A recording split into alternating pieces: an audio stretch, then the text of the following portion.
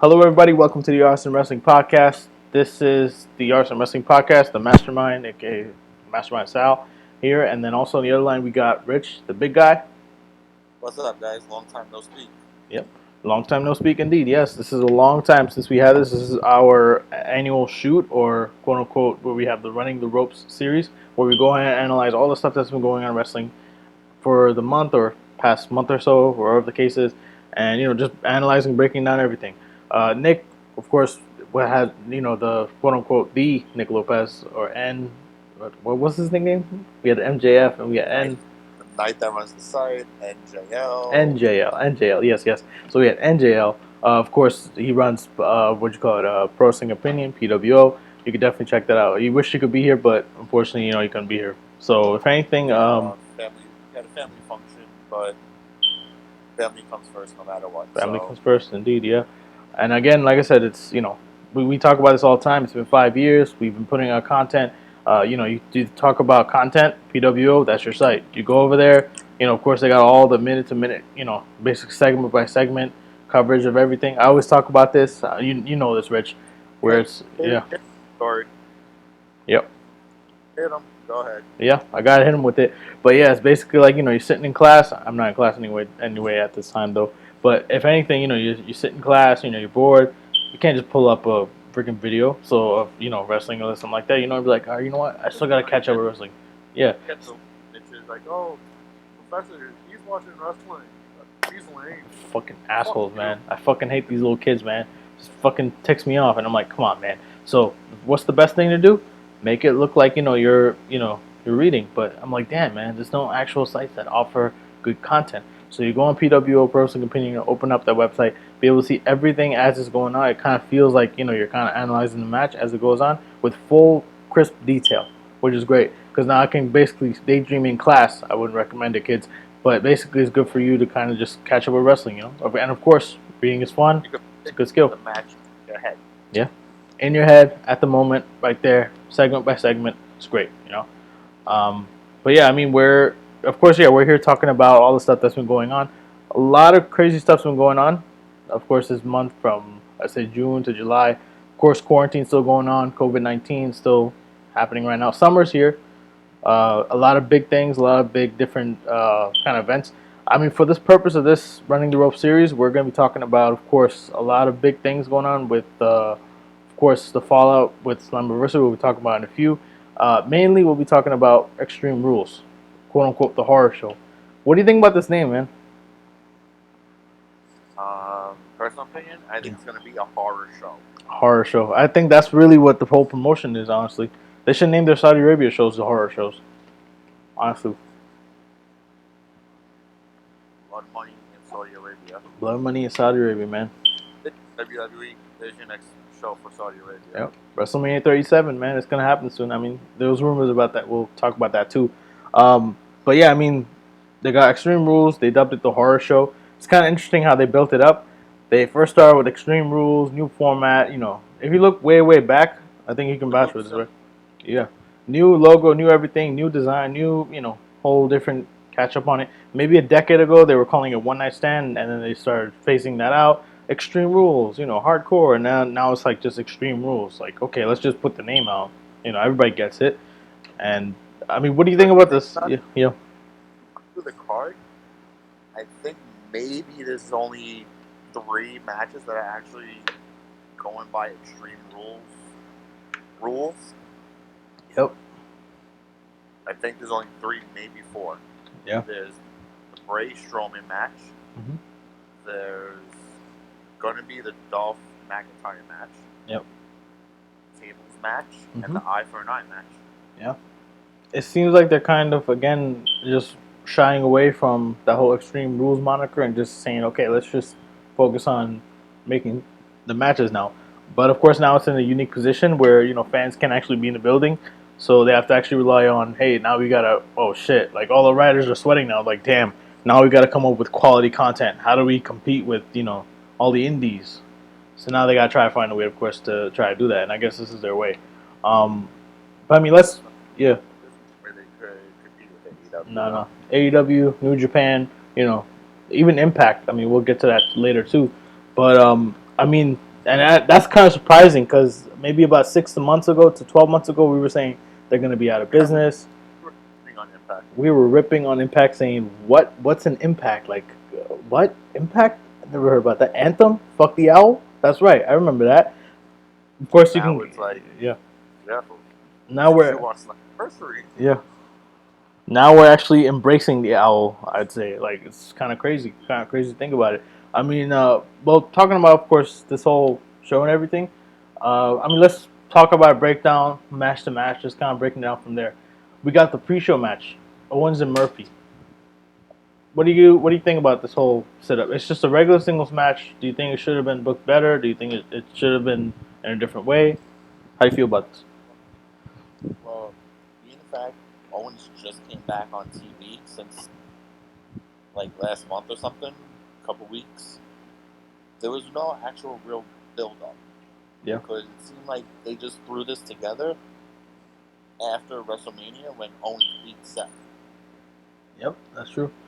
It's kind of they kind of But yeah. I think this has potential to be a great match. Yeah. If it's booked properly. Yeah.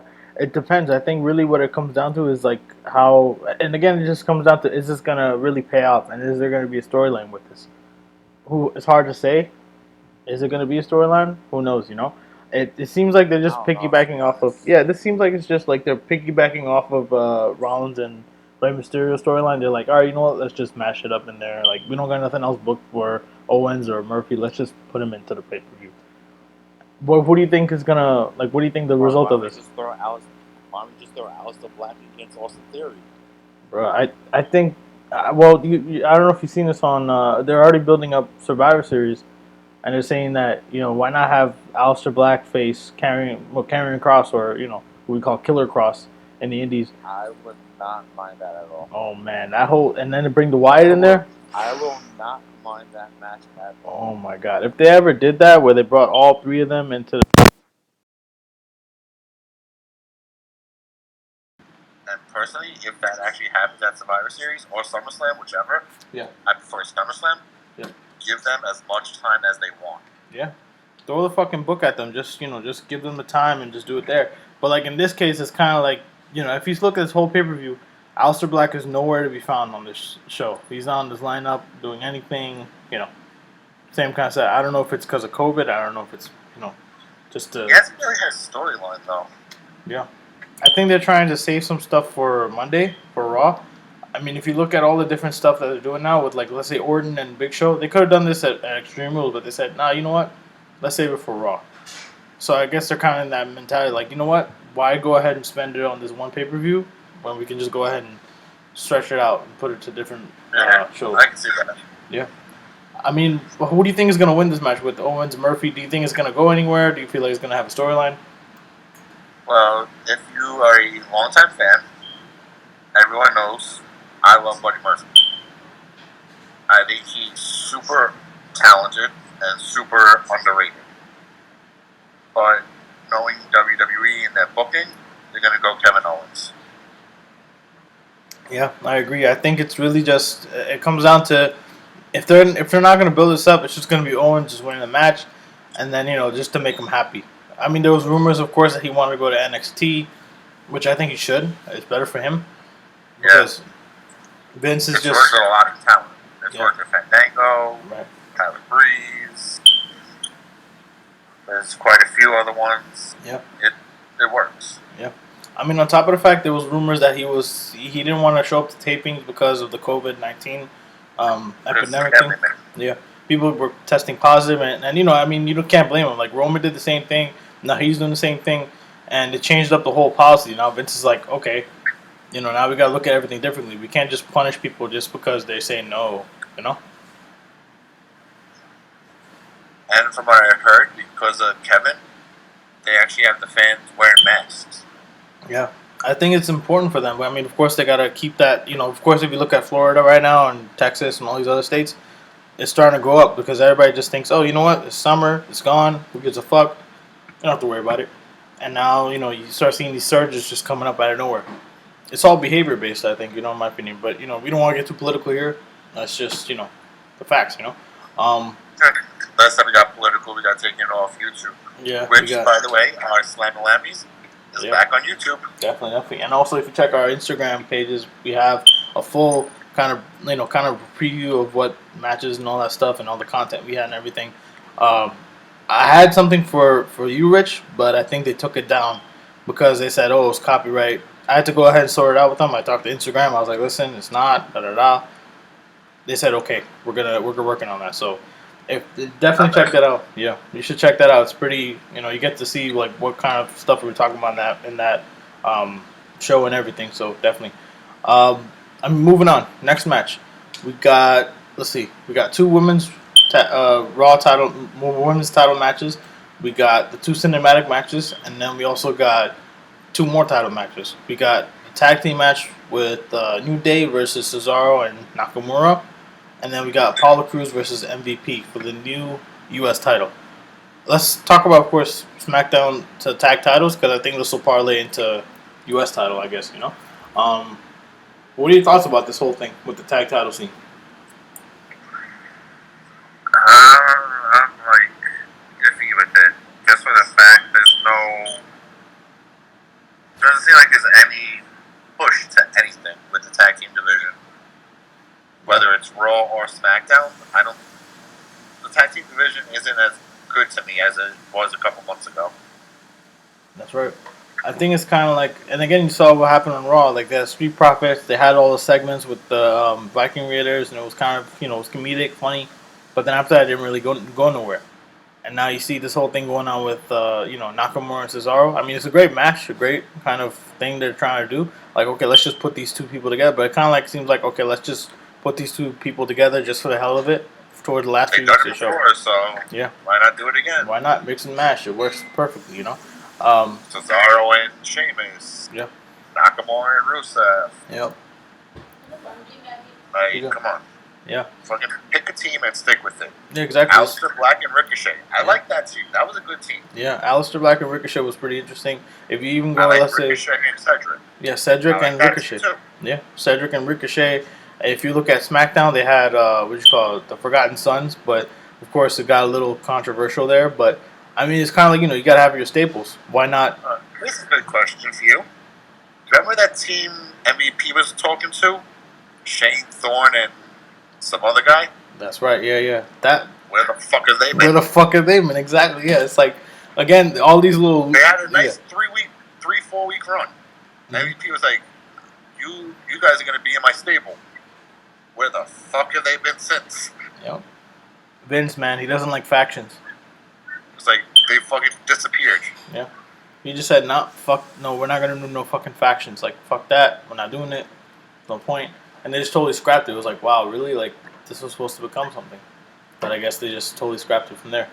I mean, but with this match, we got New Day, of course. I think they're at a record right now, right? They probably have the most days as tag champs, I think. They had that, 5 years ago. Yeah, they got 5 years worth of tag titles right there. I mean, I think that this match, it's really not going to go nowhere. It's just going to be Big E and Kofi. We talked about it before. When are they really going to have them break up? Yeah. I just like every time I see the New Day, it kind of gets more annoying. It's kind of like the Cena kind of stuff from 2006. It's like the same shit over and over. Same shit, different toilet. It's I'm just waiting for them to disband. Yeah, just disband it or, something like, just a turn. Something should happen, Give Big E a heel turn. Yeah. Give him a singles run with a heel turn. Yeah. Give one of them. Kofi blew up. Why not have Big E or, Xavier Woods blow up when he comes back? So I have to see, For me, it's just kind of like the New Day's going to probably win and, we'll just forget about this and then be like, whatever, who cares? I mean, of course, piggybacking off of the SmackDown tag titles, we got to talk about this too. They were recently talking about a new design for the SmackDown tag titles, I think, right? It was like way back, probably as early as last year, I think. They were saying they were saying how there was new SmackDown, there's new tag titles they have there, but they just didn't debut. Redesigning every title? Yeah, I guess they're trying to reboot everything because you saw recently what they did with the U.S. title, which I don't mind. It's pretty cool. It's all right, But it's like they're just trying, I guess, just bring that into limelight and just be like, all right, fine, let's just go ahead and bring up the titles. It's been fucking 15 years since we had another title design. Let's just do it, you know. But yeah. But we got Apollo Crews versus MVP for the U.S. title. What do you? I mean, with this match of the night if booked properly. Yeah.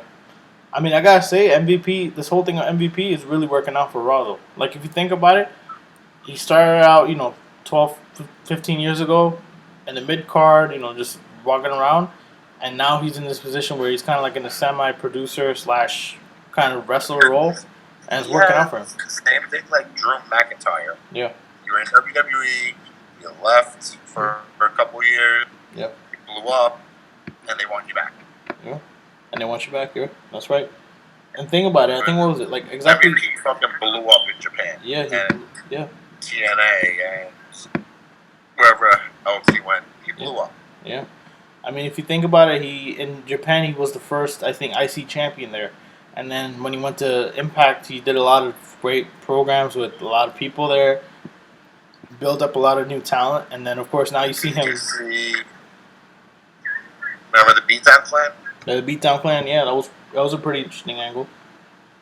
And then I think it was a whole bunch of other stuff too with Drew. He did a lot of stuff with Drew, with Bobby, of course, Bobby Lashley. Yeah, that was the Beatdown Clan versus, I forgot the name of Drew's group. That was like Stand Up for Wrestling or some shit. That was their thing. Oh, really? You know what I'm talking about. It was Eli Drake, right. Drew McIntyre, and was it Eddie? He's now known as Tangaloa. Right. Camacho, I think his name was in WWE. Right. I guess they're just trying to, and then it seems like, again, it's kind of interesting to see that WWE is actually like taking these talents. They're paying attention, clearly. I mean, if they're bringing these talents in, there's a reason, because they're paying attention. They see what they're doing outside of WWE, and they're kind of like, okay, this guy has some potential. He's doing something different. Let's bring him in. And now you see this many years later, they're doing things with him. I think for this, for me, I'd like to see MVP win a title. But, I don't mind it. Yeah. I think this might just be a ploy. Maybe they might just pull like Mark Henry, where it's like, this is going to be a feud. And the next thing you know, finger poke of doom, 1, 2, 3, Apollo joins MVP's faction. Think so? I think that's how it should be. Because they keep teasing this faction that MVP is going to have, but we don't see it. You talked about Shane Thorne, that, and, his tag team there. Didn't happen. With Bobby, there's nothing going on there. Why not? Why not take advantage of it? Put Apollo in there. Just go ahead and switch it up. I think they should bring a tag team into that. Yeah. Do you think it's going to be a situation where they just do a no contest? I feel like I smell this is going to happen. I think we're just going to do a no contest, and then it's going to be some bullshit. I can see that happening, but I would like to see an actual ending. Yeah. I think that's for most of the matches, but I think at some point, knowing WWE, knowing all these pay-per-views, watching them for so many years, we're probably like, you know what? When are they just going to go ahead and throw this out? Like they have to throw this out somewhere. They're never going to build it up to something. But yeah. The Murphy and Owens match started. Mm-hmm. Yeah. It's going to be interesting. I mean, again, if they give them the time, works perfectly. I mean, we're talking about time. There's a lot of other matches too. And they talk about the cinematic matches, what we talked about in a few also, where there was going to be a lot of time. And they said it was going to be kind of interesting where for the first time they're going to involve CGI, which is kind of interesting too. I mean, let's talk about, of course, the women's title matches. And then we also got the WWE title match. And then we also have those other two cinematic matches. What do you feel about Bayley? Well, 2 words. I got 2 names for you. Bayley, Sasha Banks. What do you feel about this whole thing going on for the past few months? I see a heel turn coming soon. Well, not a heel turn. I see someone turning soon. But since you just mentioned both of them, I can see both of them winning. Yep. So they both hold the tag team titles and the main titles. Right. So that just covered 2 matches at once. Right. I think for me it's the same thing. I think it's going to be either one of them lose or one of them win. I think it's looking at the way that WWE did their whole like branding right now. It's at this point where it's like the brand split doesn't really exist now. I mean, look at these two. They've done like a big build. They've done a great job with building them. Like they won the tag titles out of nowhere on SmackDown. It was like wow, it was a big deal. That was shocking. That was shocking. That was a big shocker. Bayley becomes a double champ. Of course, she's always been like in the side when it comes to like the whole women's revolution thing, and they're kind of bringing that back in. Yeah, the four horsewomen. She's like probably one of the four horsewomen that's probably neglected compared to Charlotte or Banks or even Becky. But now it's like they're trying to bring her back and try to revive that, which is kind of interesting. But I think it's kind of like now to the point where she's becoming. I think now she's like the longest reigning SmackDown Women's Champ. I think. I believe so. Yeah, I mean it's a pretty big deal, and I think really what they're gonna try to do is I think they're doing a plan to bring her to Raw. It feels like, because if they got this thing going on with Banks, most likely they're probably gonna have her on Raw too. They want Banks and Bayley. I mean, we were there. This 5 years ago, Brooklyn Takeover, the first one. Remember that match? Yes, I remember. That match. Great second match. I remember that was my first WWE event, and that still is engraved in my head. Like that was probably one of the best matches, storyline wise. Everything. I think all three of us were there. I think so. She was. All three of us were there. All three of us were at ROH Final Battle. Yeah. Which is kind of interesting. Again, 5 years ago, this whole women's revolution thing started too, and now you see 5 years later, it's starting to become. Again, it's kind of like 5 years. We started 5 years ago. 5 year plan. Yeah, 5 year plan, definitely. Again, who knows in the next 5 years? Shit could change, But yeah, I feel like Bayley's gonna. Yeah. I doubt it, but 5 years WWE, we might see intergender wrestling, but I doubt that. I hope, man. I hope that happens. I mean, we'll have to see what happens with that. It's kind of like if they start randomly bringing in Saudi Arabia and like, oh, we're not gonna allow women in. Are they really on that train? It's like, I don't know, man. I don't think so. And they already allowed women in there, so it's a step. Yeah, it's a step forward. It's hard to say. Yeah, I mean, for me, same thing. I feel like Bayley's gonna lose the title, and then probably Sasha Banks is gonna pull a victory out of nowhere, and then she wins. Nikki Cross, I think, should get the title. We've been saying that for a long time. She's very talented. Why not give her the title? Just pass the belt to her. Works for her, I can see either both of them losing or both of them winning. Yeah. There's no 50-50. It's either they sweep or they get swept. Yeah. There's no in between, in my opinion. Yeah. It seems like the rise and then the fall. So we'll have to see how that works out, But yeah, we killed two birds with one stone. The next match, we got Drew McIntyre, Dolph Ziggler, in a to-be-determined stipulation for the WWE title. Drew's going to win, but the stipulation, I don't know. Really? I mean, I doubt they're going to let Drew drop the title this quickly.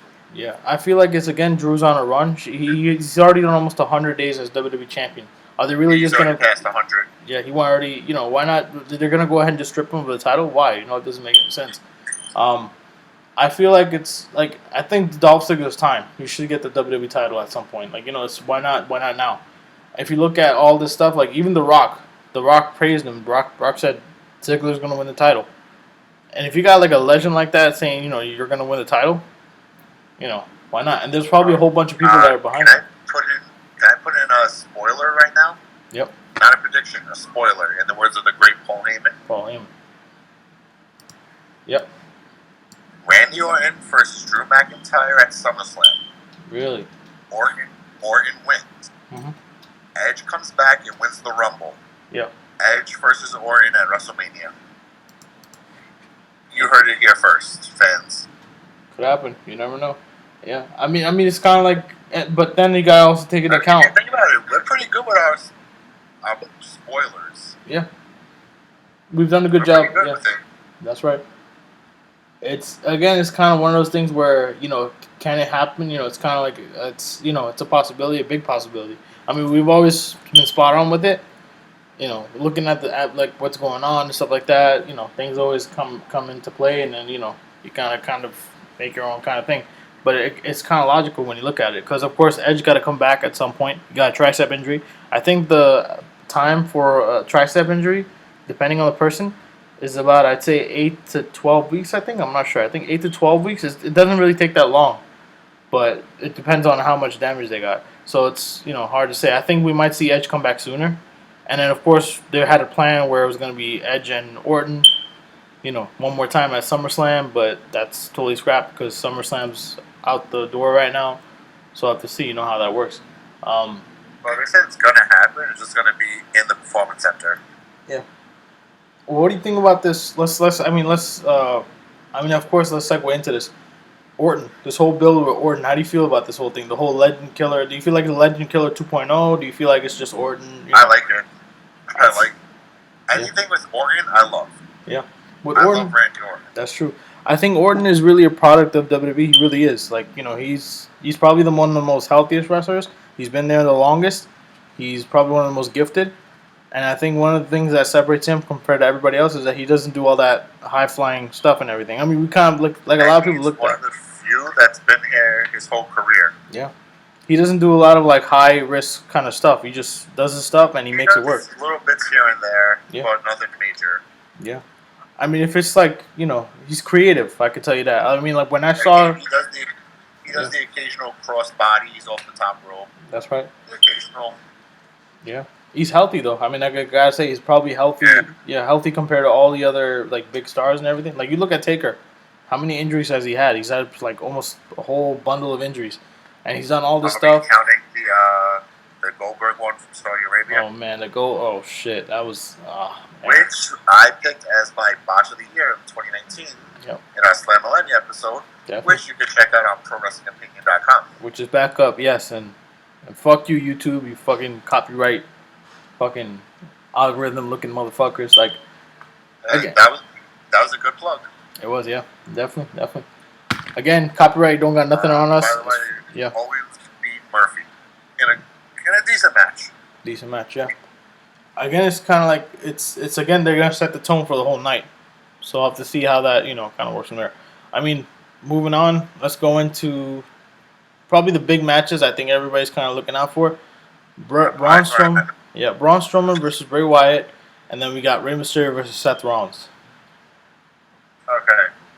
Again, not a prediction, a spoiler.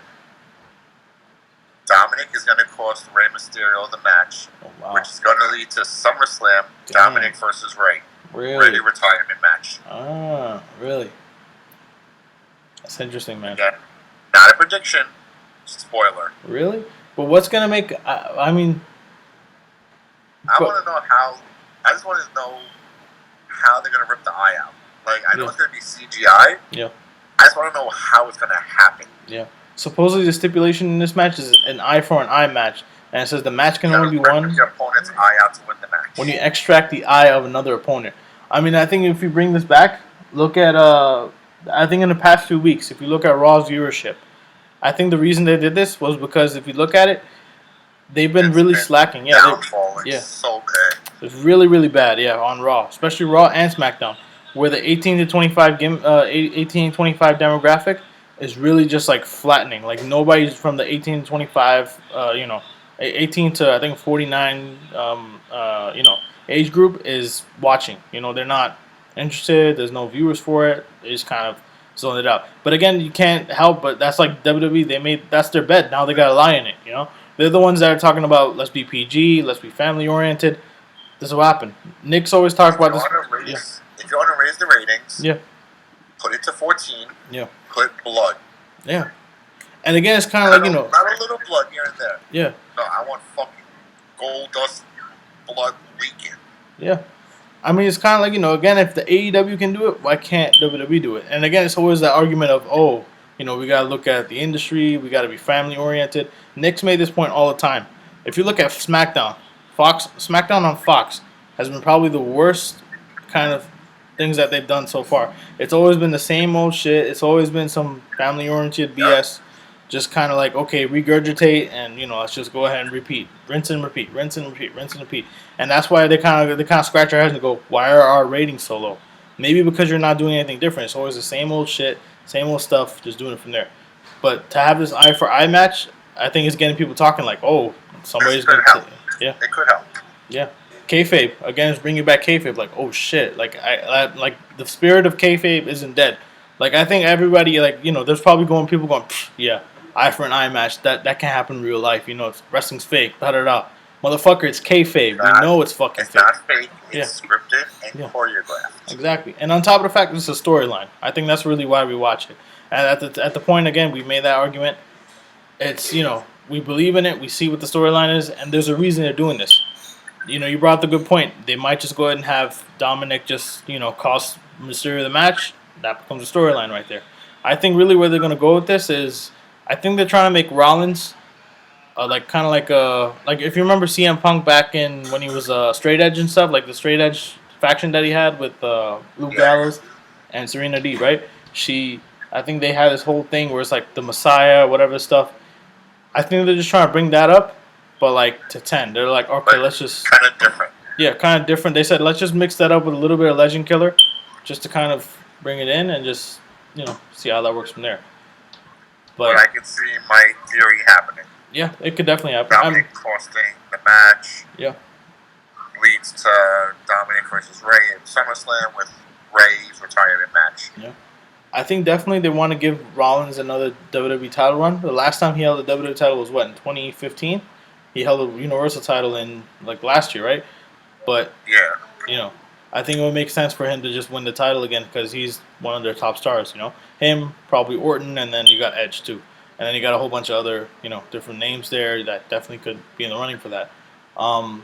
So you say Aleister Black getting the title soon. Yeah, definitely he has to, man. A lot of under rated talent that have to be champion at some point. I can see Cross getting called up for the Royal Rumble. Mm-hmm. That's right. I can see him getting a title run in 2021. Yeah, hopefully. I mean, we talked about it before. Drew McIntyre should have gotten the title. He got the title shot. He got the title. Public demand. People wanted him to become champion. He became champion. I mean, we talked about Rollins. I think we all know the direction probably is that Rollins is going to win. What about the next match? The Wyatt Swamp fight. So, again, this is another cinematic match. I don't know if it's going to happen in this match, but Braun's going to win, which is going to lead to the final phase of Bray Wyatt. That's right. And SummerSlam is going to be the Fiend versus Braun. Yeah. I think that's where they're kind of culminating it all, like, just as a finale. It seems like, again, they're just trying to... I mean, the way that the backstage stuff that's coming out of this, they said it was outside of the PC, of course. It took all day to do this match. Yeah. And it was like I think it's like a 30-minute segment. It's a full segment. Between 20 to 30 minutes. That's crazy. And it just took 10 hours to film this. That's fucking wild. I mean, again, it's kind of like... And we talked about it before. I think we wish... Like, if this was 2015, Lucha Underground was kind of like the company that did that. They did this whole cinematic kind of style, and we loved it. We're like, oh shit, this is something different. It's great. Only WWE could do this. And now it's crazy how 5 years later we're talking about it, and they're trying to do this now. Yeah. It's interesting. I mean, of course, you never know what can happen. I think they even said that they're gonna have a spot like this compared to the similar to the eye for eye match, where again they're going with that horror show storyline where it's like, oh, you know what? Let's just do something out of the blue. And supposedly there is something involved with gators, like alligators. I heard alligators, reptiles. Yeah. A whole bunch of shit. Somebody's gonna get quote unquote, I guess, devoured by a alligator or something. So, again, they're trying to reach that, I guess, that 18 to 49 demographic. They're like, you know what? Let's just do something risque, just to go ahead and get a response. I'll have to see. Again, does this mean that they're gonna bring back like bras and panties matches and all this other stuff and everything? I don't know. If that's what it takes to bring back that 18 to 49 demographic, if they're that desperate, do you think they would ever do that? Possibly. Just don't know when. Mm-hmm. But possibly. I mean, it can happen. You never know. I mean, of course, other things have happened, and again, it's kind of like they've gone ahead and they say bitch on TV. They say all these other words. They say all this other stuff. They they've done angles where they have people throwing up middle fingers and stuff, very candidly, but then they don't talk about it after that. I think everybody just has that spirit of we want the Attitude Era back. Is this gonna bring back the Attitude Era? I don't know. I don't happening just for the fact they complain not like they meaning the fans. Mm-hmm. They wouldn't be able to handle the Attitude Era. Yeah, they probably wouldn't. Doesn't saying like this is jumping to another sport. That's like fans saying, "Oh, LeBron would have been great in the '90s." No, he wouldn't. Yeah, that's right. And again, there's a lot of people that would debate that, be like, "No, he would, whatever," and that causes a whole argument. Cries over the littlest thing. Yeah. Again, it's kind of like NBA, they were taking elbows to the face, exactly, elbows to the throat. Yeah, it's a different day, it's a different time, and again, it's kind of like you look at the Olympics, you look at any sport, any athlete in their prime back then, it was a different time. It was totally different. It's a totally different atmosphere. And if you try to bring him into this time, if you had the flux capacitor and you could bring him in here in this time, it's totally different. Perspectives change, people change. There's a whole bunch of other things. Like if you look at 20 years ago, they were doing all these kind of eye candy matches for women and everything and all that stuff. And then 20 years later, it's like now it's kind of looked down upon. Like, oh, you can't do that. This is the women's revolution. Women and men are equal. It shouldn't just be like, okay, they're just eye candy. There should be other things too. But again, it's now like female wrestlers can actually wrestle. Yeah, female wrestlers can wrestle, and there's actual content and everything. There's actual storyline. There's actual they're being. Who has a good women's division besides AEW? Yeah. Impact for sure. We saw that last night. Yeah, definitely. I mean, let's segue into. I know you really want to talk about this. Yeah, I know you're itching about this. Slammiversary. Why do you think I brought it up? Oh man, I know, man. Slammiversary. I mean, I was gonna say. Yeah. My girl Deonna Purrazzo. Yeah. Won her Knockouts title. Fucking hell, man. I'm telling you, man. This is crazy. It's a big deal. I mean, if you look at the whole kind of thing, we talked about it before in the past. She's done more in 1 month. Yeah. In Impact than she's done in her whole NXT career. That's right. And again, it just brings up to the whole thing, like, double fingers, double birds to WWE. If you're there, and they say you're not going to make it in this industry, fuck out of here. There's other things you can do. And I mean, it's kind of like, again, if we talk about this all the time, we used to say fuck the owl, fuck Impact. Impact, what the fuck is that? And we had all these jokes and stuff about it. We talked about it in our TNA episode where we talked about, of course, which you can find on our YouTube page and also on PWO, Wrestling Opinion. Check that out. That's another plug there for you, Nick. But definitely, there's, we talked about it before. TNA has been kind of falling. But after this last pay-per-view, I think it changed perspectives. People were kind of like, okay, it's starting to go in a different direction now. Again, can they bring it back? Is it back to... It was actually a really good pay-per-view. Yeah. But let me ask you, like, there was a lot of... we talked about it before, I think, before we got on there. But there's a lot of views about, like, this is 2010 all over again. They had something going on. Like, the diehard fans that were still watching Impact, like, even after everybody stopped watching it, are kind of like... Wow, they're basically becoming 2010, 2011 again, where they brought in Hogan, they brought in Bischoff, they brought in all these big names, focused on them, and then that's what kind of brought them back down. Do you feel like it's that same thing, or do you feel like it's going to be a resurgence for them? I think this could be a resurgence just for the fact of if this is their first product with the new generation, just say, like the new era, props to them. It was fucking great. You had the return of the Motor City Machine Guns. Yeah. You had EY. You had Heath Miller, sorry. Heath Miller, yes. You had the Good Brothers. EC3 showed up. He didn't do nothing. He just had a little video. Mm-hmm. You had phenomenal matches. You had Deonna Purrazzo win the title. I'm going to say it again. That's right. The Fatal 5-Way was a great match. Yep.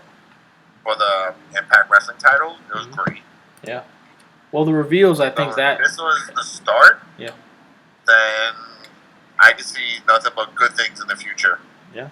I think really what it comes down to is the fact that, I mean, you could look at it in the terms of, hey, they're focusing more on big talent, rather than, ex-WWE talent, quote-unquote, versus, their own talent. But if you look at this pay-per-view, they actually were kind of having an eye to the future this time.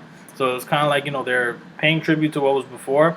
They're, they're aware of what's going on now and, how things are changing. And they're kind of bringing it back in. I think they're really taking advantage of this whole coronavirus thing. Of course, you look at the fact that WWE released like almost 60, 70 people. You know, that includes talent, staff, everything. And now these people are jobless. But you know, if you look at indie wrestling now, probably the highest at its peak right now. Oh, all the companies are gonna blow up. They're gonna blow up. Week or so. Definitely, definitely. I mean, look at if they're able to show up last night. For sure. And then that means all the other companies could get the talent to show up as soon as possible. Definitely. There was rumors that, of course, I think Rusev was supposed to be on Impact again. But he got COVID. Yeah, he got COVID, which he couldn't show up. There's a lot of other talent that really wanted to go to Impact. I mean, there's a bunch of people that were actually praising this paper, which is crazy. The Rock was praising it. Renee Young, you know, we got Finn Balor talking about it. You know, because they see they're good friends now going ahead and actually making it without WWE. There's a life.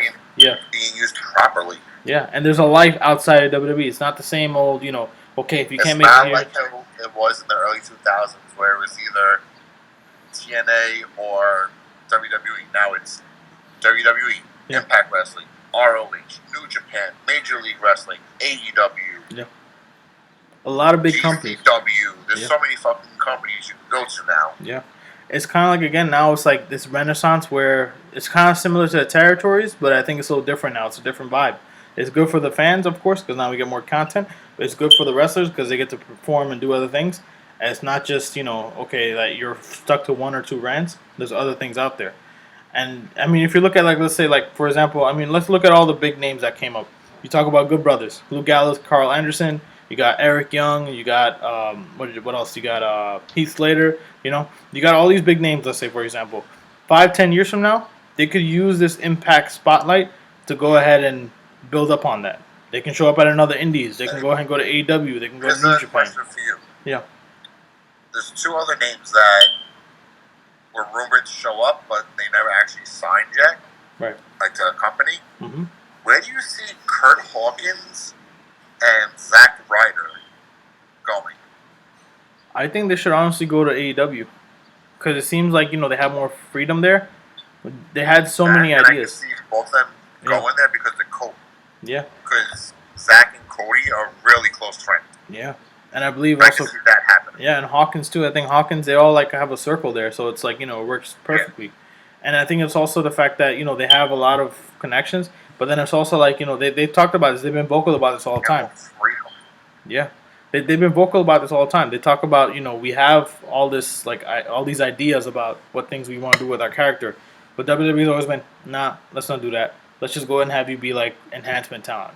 Just, you know, you're making money. Well, let's have you guys do the job to two upcoming people.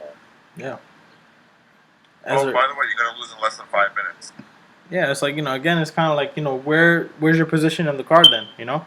It kind of brings up that whole thing. And it makes sense to go and have them go to AEW because now, of course, you look at them, they have a lot more control in what they can do. Now, you know. They already have a big taxing division, so why not add more? Yeah, exactly. They just got FTR.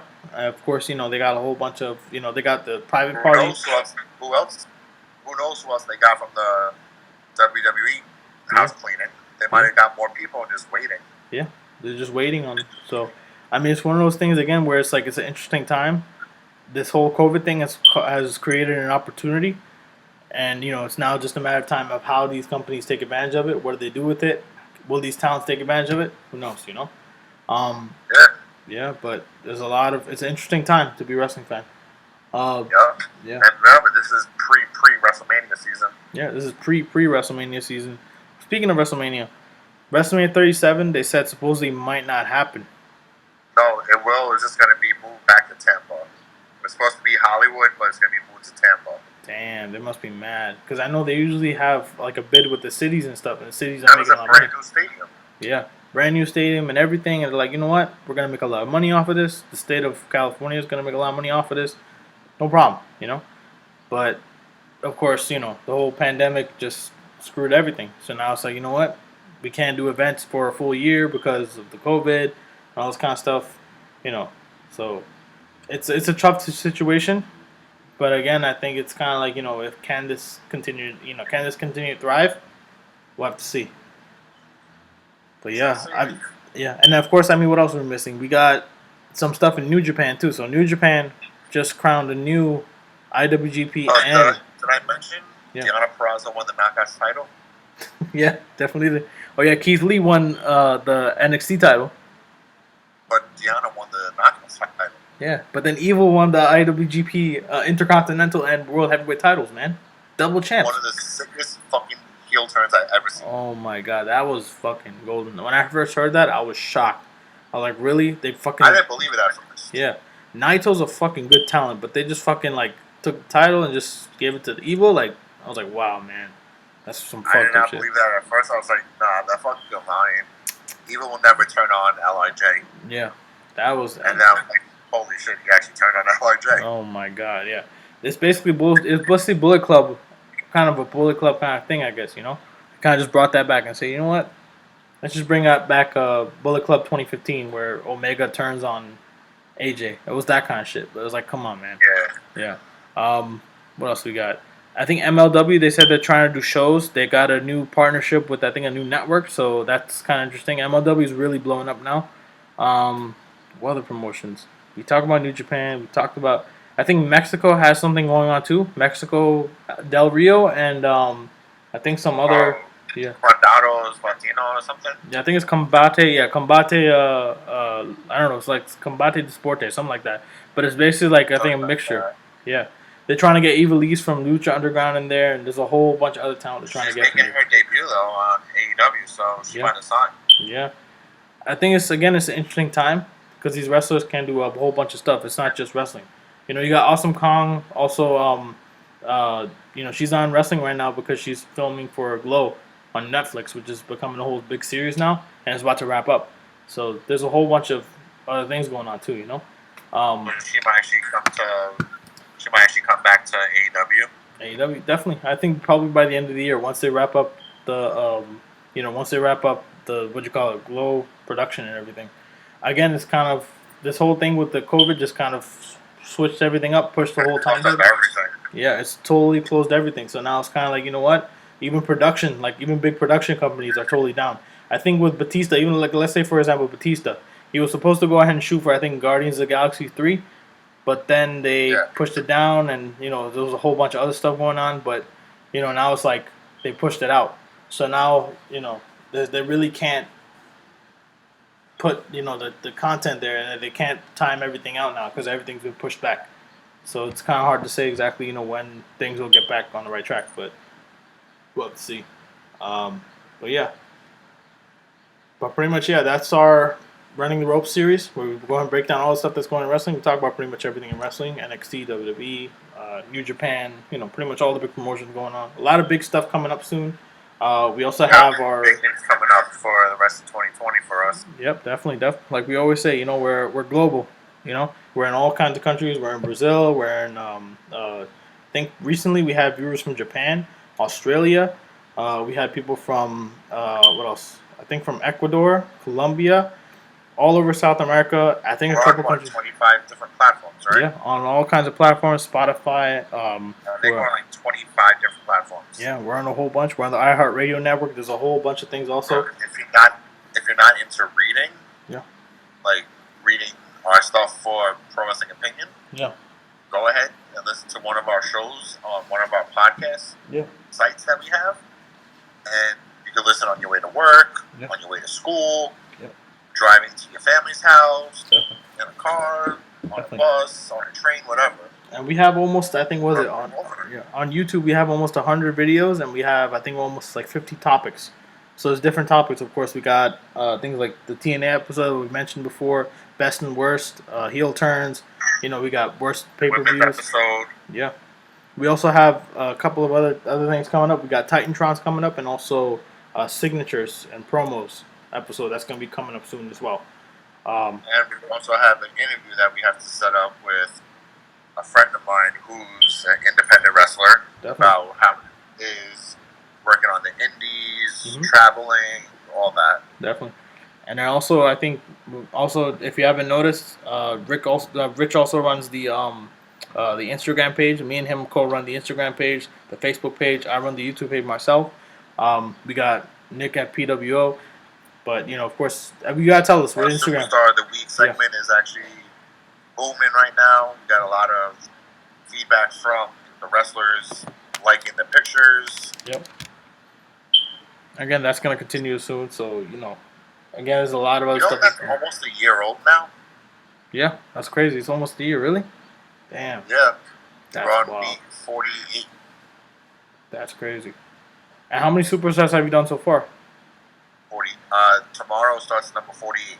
48. Damn, we're almost at 50. That's crazy. And then I think you also do the birthdays too, right? I stopped that because it was too much. Really? Telling you, man. It was too much trying to find out every single superstar's birthday, past and present. It's a headache, man. I'm telling you. We're willing to So go through that. that's why I said I'm just going to do the superstars of the week. Mm-hmm. It'll be much easier. Just get 2 pictures every day for Monday through Friday. That's right. That's right. It's so much easier. Yeah, that's a fact.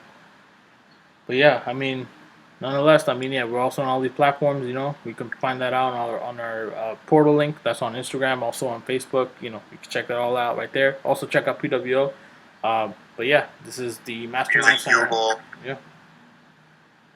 Forgot Nick's other site, the Music Bugle. The Music Bugle, yes. So we also got the Music Bugle. That's Rich runs. I think Nick runs that also. And then yeah, pretty much there's a whole bunch of other platforms. Again, like I said, there's other stuff coming up, new content. Stay tuned for that. But this is the Mastermind signing out. We got the big guy. This is the big guy Rich signing out. Enjoy Horror Night, Extreme Rules, whatever the fuck you want to call it, the shit Horror show, the botch, whatever the fuck you want. But yeah, we'll see you guys out. See you guys.